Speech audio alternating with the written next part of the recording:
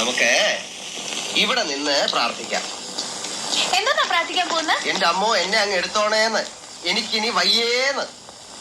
അപ്പൊ അല്ല അട, രണ്ടിനൊന്ന് തീരുമാനിക്കാനാ ഞാൻ ഇവിടെ വന്നിരിക്കുന്നത്. അവസാനത്തെ ശരണം ദൈവം മാത്രമേ ഉള്ളൂ. എങ്ങനെയാ പ്രാർത്ഥിക്കുന്നോ? അങ്ങോട്ട് നോക്കി കണ്ണടച്ച് നിൽക്കണം. 15 മിനിറ്റ് കണ്ണു തുറക്കാൻ പാടില്ല. 15 മിനിറ്റ് കഴിയുമ്പോ ഇനി തൊറാന്നൊരു ശബ്ദം കേൾക്കും.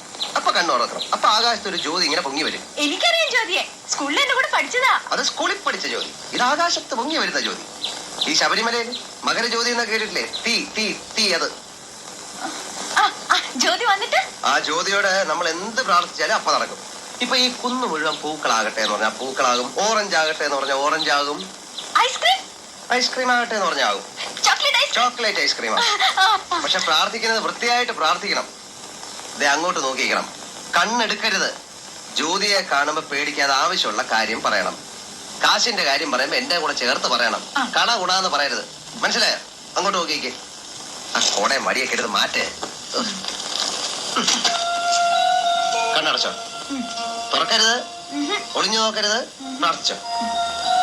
ഇപ്പൊ വരും ജ്യോതി, ഇപ്പൊ വരും. കണ്ണു തുറക്കല്ലേ.